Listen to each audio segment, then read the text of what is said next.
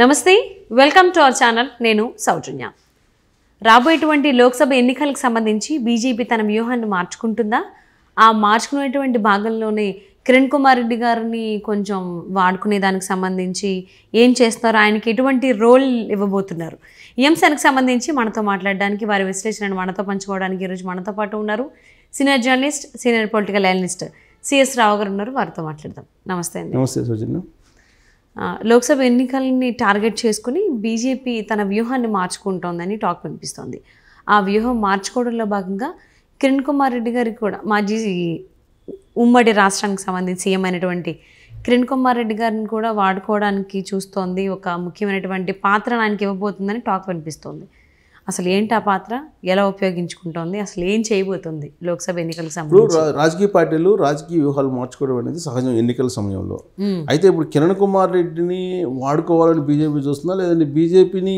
వాడుకోవాలని కిరణ్ కుమార్ రెడ్డి చూస్తున్నాడు అనేది మనం ఆలోచించాలి ఎందుకనంటే ఉమ్మడి రాష్ట్రానికి చివరి ముఖ్యమంత్రి ఆయన అవును సో ఆయన ఉమ్మడి రాష్ట్రానికి సంబంధించినటువంటి విభజన బిల్లు ఏదైతే ఉందో విభజన బిల్లు దాన్ని ఏకగ్రీవంగా ఆమోదించి పంపినటువంటి సీఎం ఆయన దాంతో ఆయన్ని తెలంగాణ ప్రజలు అలాగే ఆంధ్రప్రదేశ్ ప్రజలు ఇద్దరు కూడా ఆయన్ని నమ్మేటువంటి పరిస్థితి లేదు కారణం ఏంటంటే తెలంగాణలో ఒకవేళ రాష్ట్రం విడిపోతే కరెంట్ ఉండదు విద్యుత్ ఉండదు లా అండ్ ఆర్డర్ ప్రాబ్లం ఉంటుంది ఒక్క పైసా కూడా మేము ఏం చేసుకుంటాం చేసుకోకపోని చెప్పి అసెంబ్లీలో హరీష్ రావుని మాట్లాడటం ఇవన్నీ కూడా తెలంగాణ ప్రజల్లో దేశాన్ని నింపాయి ఆయన పట్ల సో అలాంటప్పుడు ఆంధ్రప్రదేశ్ ప్రజలు అభిమానించాలి కదా సహజంగా కానీ అది ఆ పరిస్థితి కూడా లేదు కారణం ఏంటంటే విభజన బిల్లుని ఆ రోజు కనుక అసెంబ్లీలో పాస్ చేసి పంపకుండా ఉంటే ఆయన సమైక్యవాదిగా ఆంధ్రప్రదేశ్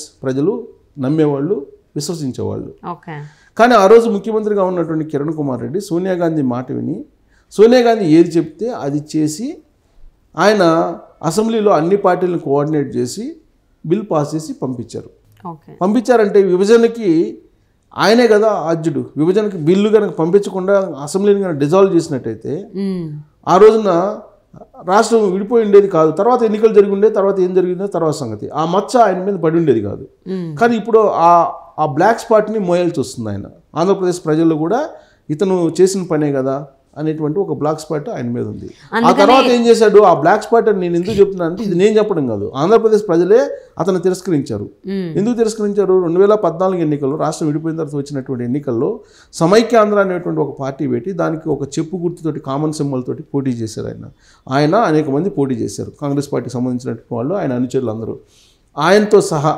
ఎవ్వరికీ డిపాజిట్లు రాలా 100 కంటే తక్కువ ఓట్లు వచ్చినాయి సో కాబట్టి ఇంకా అప్పటి నుంచి రాజకీయాల్లో కనపడలే ఆయన దాదాపుగా కనిపించలేదు సడన్ గా ఆయన తెర మీదకి ఆ తర్వాత కాంగ్రెస్ పార్టీలో జాయిన్ అయ్యారు కొన్ని రోజుల తర్వాత కాంగ్రెస్ పార్టీలో జాయిన్ అయ్యి కాంగ్రెస్ పార్టీలో ఏదో పదవిని ఆశించారు ఆయన ఏదో పిసిసి అధ్యక్ష పదవి ఏదో పెద్ద పదవిని ఆశించారు కానీ అక్కడ కాంగ్రెస్ పార్టీ కూడా ప్రాధాన్యత ఇవ్వాలి దాంతో ఇటీవల కాలంలో బీజేపీలో జాయిన్ అయ్యారు ఆయన ఇటీవల కాలంలో బీజేపీలో జాయిన్ అయ్యారు బీజేపీలో ఆయనకి పెద్ద పదవి ఆశించి ఆయన బీజేపీలో జాయిన్ అయ్యారు బీజేపీలో కూడా కానీ ఆయన్ని బీజేపీలో జాతీయ నాయకుడిగా జాతీయ గుర్తింపు ఇస్తారని చెప్పి ప్రచారం జరిగింది అసలు తెలంగాణలో జరిగినటువంటి ఎన్నికల్లోనే కనపడకుండా చేశారు సో ఆయన కనుక ఒక డయాస్ ఎక్కిస్తే కనుక నష్టం జరుగుతుందని చెప్పి తెలంగాణ బీజేపీ భావించింది అందుకే ఆయన్ని ఎన్నికల ప్రచారంలో లేకుండా చేసేశారు పోనీ ఏపీలో బీజేపీలో చురుగ్గా ఉన్నారంటే ఏపీ బీజేపీ వైపు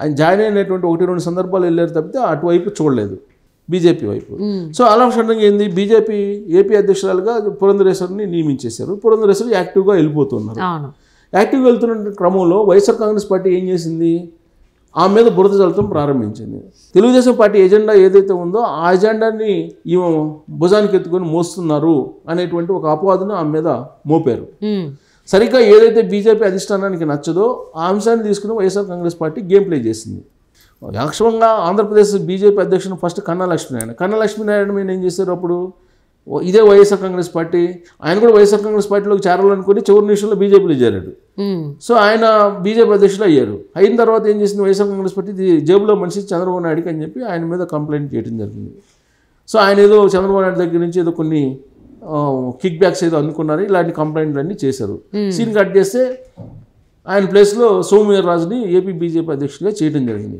సోమువీర్రాజు చంద్రబాబు నాయుడుకి వ్యక్తిగతంగా వ్యతిరేకి అనేటువంటి ఒక ముద్ర ఉంది ఆయన మీద. ఓకే. సో దాంతో ఆయన నిత్యం తెలుగుదేశం పార్టీని విమర్శిస్తూ వచ్చారు. అధికారంలోనేమో వైఎస్ఆర్ కాంగ్రెస్ పార్టీ ఉంది. సహజంగా అధికారంలో ఉన్నటువంటి పార్టీ విధానాలు తీసుకుంటుంది, ప్రజా వ్యతిరేక విధానాలు కానీ లేదా ప్రజా అనుకూల విధానాలు కానీ తీసుకుంటుంది. ప్రజా వ్యతిరేక విధానాలు తీసుకున్నప్పుడు విమర్శించాలి. కానీ అలాంటి పరిస్థితి సోమువీర్రాజు చేయలేదు. జగన్మోహన్ రెడ్డితో అంటగాగుతున్నాడు అనేటువంటి ఆరోపణలు ఆయన మీద వచ్చినాయి. దాంతో ఆల్ ఆఫ్ సడన్గా అతన్ని కూడా ఏపీ బీజేపీ అధ్యక్షునిగా తొలగించేసి ఆ ప్లేస్లో పురంధరేశ్వరిని పెట్టడం జరిగింది. సో ఇప్పుడు పురంధరేశ్వరి ఏపీ బీజేపీ అధ్యక్షులుగా కొనసాగుతూ ఉన్నారు. కానీ ఈమెతో పాటు బీజేపీ అధ్యక్షతన కనుక ఎన్నికలకు వెళ్తే రాబోయేటువంటి రోజుల్లో నష్టం జరుగుతుందేమో అనేటువంటి ఒక భావాన్ని కొంతమంది జీవీఎల్ లాంటి వాళ్ళు వ్యక్తం చేస్తున్నారు. అంతర్గతంగా జీవీఎల్కి పురంధరేశ్వరికి మధ్య ప్రచన్న యుద్ధం ఒకటి జరుగుతుందనేది బీజేపీలో జరుగుతున్నటువంటి చర్చ.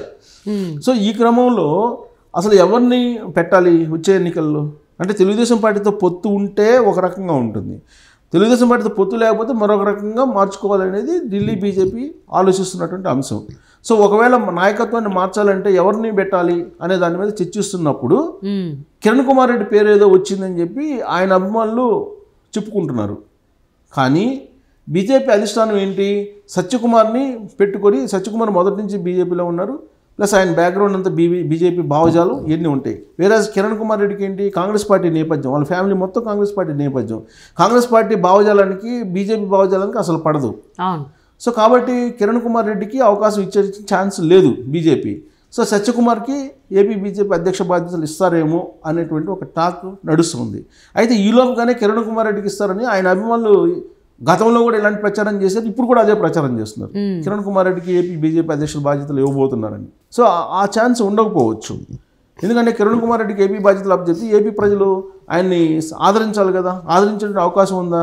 అసలు ఆంధ్రప్రదేశ్ని ఉమ్మడి ఆంధ్రప్రదేశ్ని విడగొట్టడానికే ఆయన బిల్లు పాస్ చేసిన ఆయన ఎందుకు ఆదరిస్తారు అనేటువంటి ఒక వాదన తెర మీదకి వస్తుంది. సో ఇక తెలంగాణలో ఏం చేయాలి?